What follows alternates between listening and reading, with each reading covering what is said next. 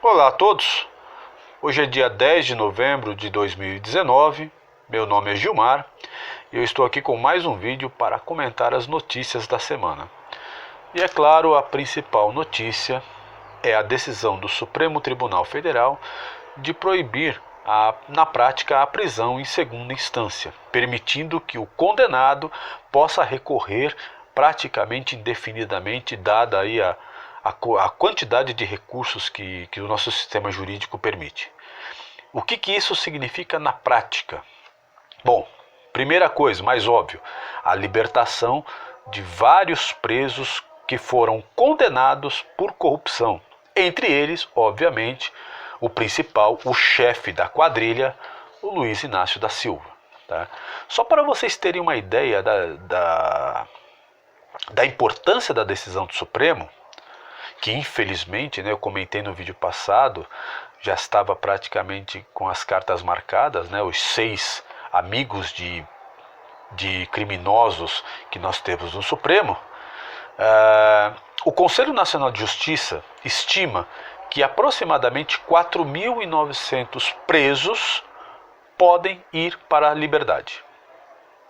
Ou seja, eles vão entrar com recursos, os recursos terão que ser julgados no Superior Tribunal de Justiça e eventualmente até no Supremo Tribunal Federal. Como a nossa justiça é muito lenta, na prática se garantiu impunidade. E sejamos francos, tudo isso foi feito para quê? Para libertar o Lula e para impedir que a Lava Jato prossiga na sua intervenção contra a corrupção, na sua luta contra a corrupção. Este é o fato. O objetivo do Supremo Tribunal Federal foi libertar Lula e atacar a Lava Jato. Isso precisa ser dito, precisa ficar claro. Porque 3 anos atrás, o Supremo tinha decidido que é possível que os presos comecem a cumprir a pena após a condenação em segunda instância.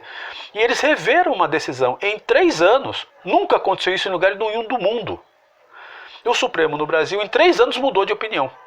Construiu uma maioria circunstancial, particularmente com a mudança de opinião do Gilmar Mendes, e agora nós temos aí essa instabilidade política no Brasil, responsabilidade do Supremo Tribunal Federal. Isso tem que ficar claro para a população brasileira. Já disse anteriormente, repito novamente, o Supremo Tribunal Federal é fonte de instabilidade política no Brasil. O Supremo Tribunal Federal é inimigo da nossa nação. Quem que foi libertado?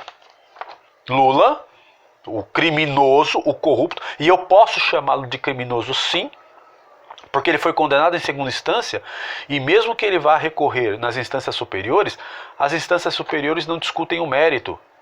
As instâncias superiores, o Superior Tribunal de Justiça e o STF, eles só discutem detalhes técnicos de aplicação da pena.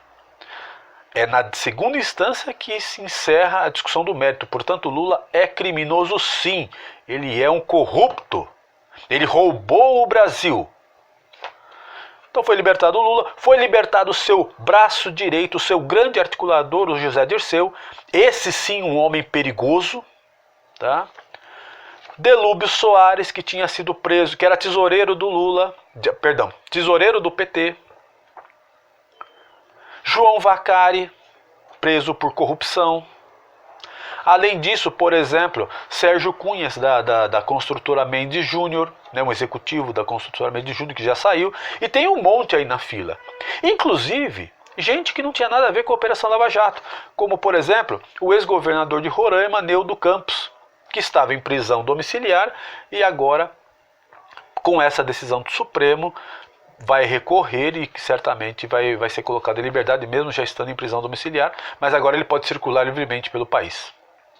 Esse é o significado real da decisão do Supremo Tribunal Federal. Transformar o Brasil num paraíso de criminosos, num paraíso de corruptos.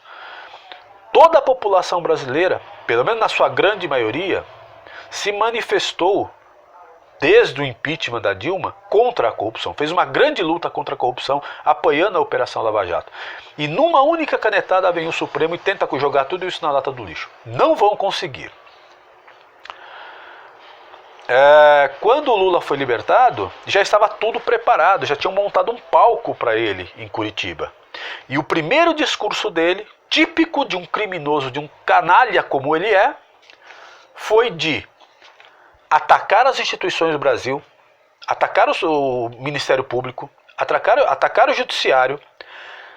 Disse textualmente, né, quando ele se referiu ao Haddad, disse que se não fosse a fraude, o Haddad seria candidato. Perdão, o Haddad teria sido eleito. O que ele está dizendo é que houve fraude nas eleições. Ora, o Superior Tribunal Eleitoral precisa processar o Lula. Ele precisa explicar onde teve fraude nas eleições. Porque ele está dizendo que teve fraude, por isso que o presidente Bolsonaro foi eleito. Então o Lula é irresponsável e ataca as instituições, ataca as pessoas sem provas. Mas é típico de um canalha como ele é. Outro ataque que ele fez ao próprio presidente Bolsonaro, insinuando não, dizendo claramente que o Bolsonaro é ligado às milícias no Rio de Janeiro e que o Bolsonaro estaria por trás do assassinato da ex-vereadora Marielle. Se eu sou o presidente Bolsonaro, eu processo o Lula. Ele tem que explicar na justiça, provar aquilo que ele disse que o Bolsonaro teria ligações com a milícia. Eu acho que o Bolsonaro deveria processá-lo. Não precisa fazer comentários públicos, eu acho que o Bolsonaro agiu corretamente de não comentar, porque não se deve levantar a bola de criminosos, mas o presidente Bolsonaro, na minha opinião, deveria processá-lo. Encontrar a melhor banca jurídica ali de Brasília e exigir que o Lula prove na justiça a afirmação que ele fez. E o Tribunal Superior Eleitoral deveria fazer a mesma coisa, porque quando ele diz que teve fraude, ele está questionando a lisura do Tribunal Eleitoral do Brasil. Mas para vocês imaginarem qual é o nível desse canalha, desse corrupto chamado Luiz Inácio da Silva. É claro que houve repercussões, né? Então você teve a Bolsa de Valores despencando, a Bolsa de Valores que está pela positividade da conjuntura brasileira, né? Com todas as dificuldades, a economia está melhorando, o desemprego está caindo, a Bolsa de Valores está refletindo esse movimento, né? Existe todo um trabalho sendo feito pelo governo, os ministros, a ministra da Agricultura, o Paulo Guedes, ministro da Economia, no sentido de atrair investimentos para o Brasil, mostrando que o Brasil é um país confiável, um país que você pode investir, e de repente vem a Justiça, nossa Suprema Corte, e dá um banho de água fria em todo esse processo. O Brasil fica mal visto no exterior, é claro. Um país que não é confiável. Como é que a justiça fica mudando as regras do jogo em tão pouco tempo? Foi realmente lamentável essa decisão e que vai ter repercussões muito ruins. Mas é claro, como eu disse num post no Facebook, que o Lula venceu essa batalha. A corrupção, a criminalidade venceu essa batalha. Mas eles não venceram a guerra, não. Ontem mesmo, nós tivemos manifestações em várias partes do Brasil contra a decisão do Supremo. Eu estive na Avenida Paulista, eu vou até ver se eu consigo colocar algumas imagens. Eu reservei uma imagem muito importante, que é a imagem do professor Modesto Carvalhosa no carro de som, o incansável, um patriota Modesto Carvalhosa. É uma pessoa assim, eu não o conheço pessoalmente, mas é uma pessoa admirável. Está ali se dedicando a denunciar essa postura do Supremo Tribunal Federal. A manifestação na Paulista foi muito boa, em outros lugares do Brasil também foram muito boas. Claro que elas não foram tão grandes como na época do impeachment da Dilma, até porque, é preciso deixar claro que as manifestações que se costumava fazer, elas eram feitas no domingo, e por conta da prova do Enem, que vai ser realizada hoje, se optou por realizar no sábado, e o sábado é sempre mais complicado, pessoas trabalham, tem toda uma dificuldade, mas a Paulista, né, nós conseguimos fechar a Avenida Paulista, então foi uma manifestação muito boa, o que mostra que a população brasileira não aceita e não aceitará passivamente essa decisão. O que nós devemos fazer agora? Agora o nosso caminho é pressionar os parlamentares. Existe um projeto de lei que muda o Código Penal para permitir a prisão em segunda instância, e também existe uma PEC, né, que é um projeto de emenda constitucional, que muda o artigo da Constituição que deu essa brecha para o Supremo cometer essa canalice contra o Brasil. A nossa função agora é pressionar a Câmara dos Deputados e o Senado para que aprovem as leis, né, principalmente o projeto de lei, que é mais fácil, porque você só precisa de 50% mais um dos votos, para que reveja na lei essa decisão do Supremo. O ideal era que houvesse a decisão, que houvesse a aprovação da PEC, né, que é a proposta de emenda constitucional, que deixasse claro que a prisão ocorreria em segunda instância, porque aí o Supremo não poderia rever essa posição.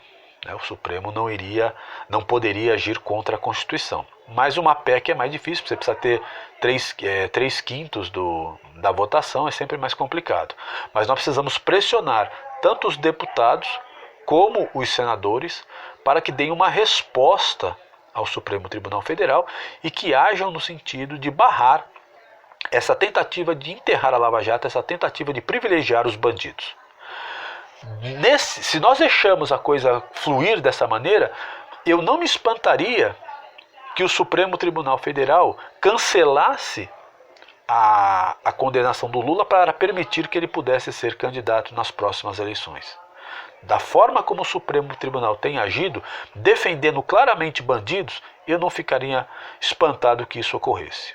Então, por isso que nós não podemos ficar calados e nós devemos pressionar cada parlamentar, exigir, porque nós somos os eleitores, nós somos os contribuintes, nós sustentamos a estrutura do Estado e nós devemos exigir que os deputados, que os senadores deem uma resposta a essa canalice que o Supremo fez, mudando a lei e permitindo que a justiça seja feita. Só para vocês terem uma ideia da gravidade, dos 194 países que compõem a ONU, 194 países que compõem a ONU, somente o Brasil, com essa decisão do Supremo, permite que o réu, que o condenado cumpra a pena somente depois de esgotado todas as possibilidades na última instância até no Supremo. Dos outros países, dos 193 países, ou o cidadão é preso logo quando tem o julgamento em primeira instância, ele faz o recurso preso, como é o caso dos Estados Unidos, ou os países permitem o julgamento a partir da condenação em segunda instância. Então o Brasil está indo na contramão não só dos interesses nacionais, o Supremo foi na contramão não só dos interesses da população brasileira, mas ele está indo na contramão do mundo. Então o Brasil se tornou, com essa decisão do Supremo, o paraíso do crime, o paraíso da corrupção. Nós não vamos ficar calados e, insisto, vamos pressionar os parlamentares, peguem o deputado que você votou, peguem todos os deputados do seu estado, os senadores do seu estado, mandem, entupam as caixas de e-mail desses parlamentares. Se você encontrar com um em algum lugar, um evento que ele participe, cobre dele a aprovação da PEC que permite a ele a prisão em segunda instância. Só assim nós vamos barrar e reverter essa decisão do Supremo e permitir que corruptos, que canalhas como Lula, como Zé Dirceu, como Delúbio, como Vacari e outros mais continuem presos cumprindo a pena porque eles fizeram mal ao Brasil, eles roubaram o nosso dinheiro. Tá? Me desculpe aí a indignação, é que realmente a situação é muito séria. Se houver instabilidade social no Brasil, por conta da ação que o Lula está fazendo, porque o que o Lula está fazendo agora é tentar colocar fogo no Brasil. Se nós tivermos instabilidade social, se pessoas morrerem, como tem acontecido no Chile, a responsabilidade é dos 6 ministros que votaram pela libertação desses condenados. O sangue das pessoas que eventualmente morrerem numa situação de instabilidade social no Brasil estará na mão desses ministros. Isso precisa ficar bem claro. Bom, eu vou ficando por aqui, senão eu não vou parar aqui, porque a indignação é forte. Se vocês gostaram, deixem seu like. Nos vemos no próximo vídeo. Um forte abraço a todos e até mais.